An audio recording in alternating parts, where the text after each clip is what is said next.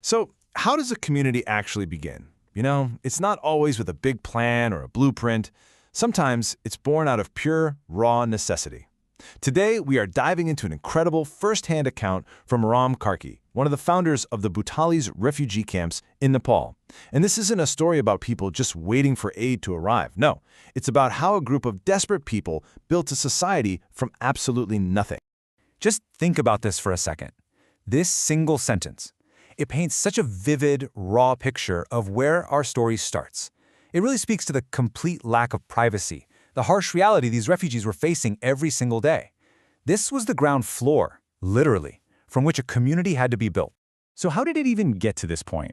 Well, the story kicks off right after the 1990 pro-democracy demonstrations in southern Bhutan.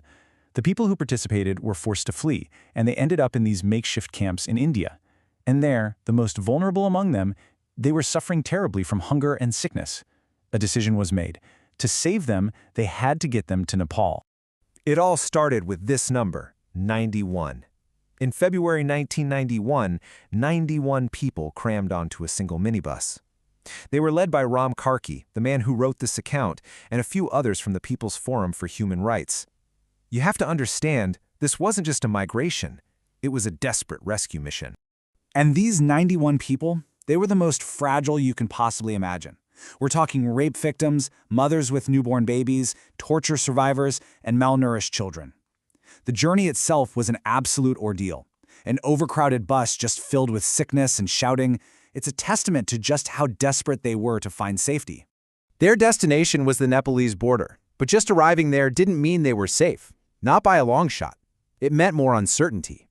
It was the very first major obstacle they would have to face together, as a group, on totally foreign soil.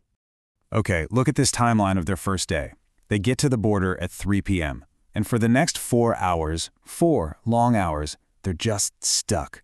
Stopped by immigration, completely in limbo, with absolutely no idea what's going to happen next. And they were surviving on just a few kilograms of bitten rice and sugar they'd managed to buy. Can you imagine the fear, the exhaustion? Finally, after some local leaders intervened, they were allowed to enter Nepal. Their first home in Nepal was a public rest house. I mean, sure, it was a roof over their heads, but it wasn't a solution.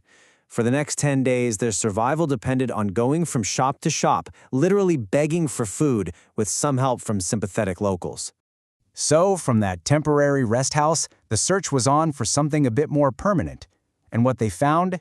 Well, it was about as humble as it gets. They found this empty cowshed. After moving about 50 kilometers west from the border, they managed to purchase it for just 300 Nepalese rupees. You have to realize, this wasn't just a shelter, it was the very first piece of ground they could truly call their own. And this brings us right back to that quote from the beginning. Life was brutally difficult. Men, women, and children all sleeping side by side on hay on a muddy floor. The nights were filled with the sounds of people crying from pain and sickness, a constant reminder of their shared trauma. But here, this is where the story takes a turn. In the face of this immense hardship, something incredible happened. They didn't just survive. They started to organize. They began to build a society. And this just brilliantly illustrates how resourceful they were. They appointed leaders for specific tasks. They organized the young people into teams to go out and beg for food. They established orderly routines for meals. The healthy ones worked in local fields for a tiny wage, which they pooled to feed everyone. And get this, they even started an open-air school with donated chalk and notebooks. This wasn't chaos. This was the birth of a community. All this effort, their unity, it didn't go unnoticed. What began as small acts of local charity was about to transform into something far more significant. The first significant cash donation came from a prominent human rights activist, 6,000 Nepalese rupees. It wasn't a fortune, but it was a sign that people were finally starting to pay attention. And then came this truly surprising moment. 2 of Nepal's most famous comedians showed up one day with a jeep full of rice. Over 3,000 kilograms of it. They told some jokes, and for a moment, in the midst of all that suffering, everyone laughed.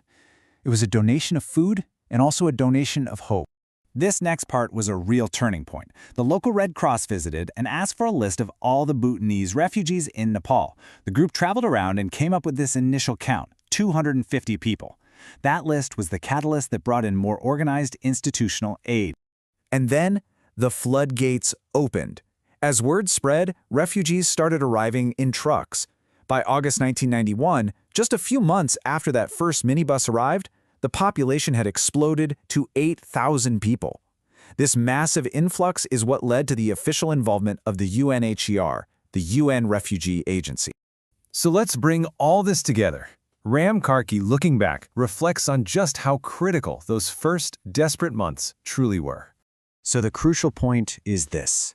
Their relentless effort to stay together, to organize in that cowshed, was everything. Without that initial unity, they would have scattered. There would have been no central group to receive aid, no organized camps, and likely no possibility for the third country resettlement that eventually happened for so many. Their struggle was the foundation for everything that came after. And that leaves us with this final thought. This story, born from a muddy cowshed floor, shows us that community isn't built with resources, but with resolve. It's a powerful testament to human agency in the face of impossible odds. And it makes you ask, what is the true foundation of any society?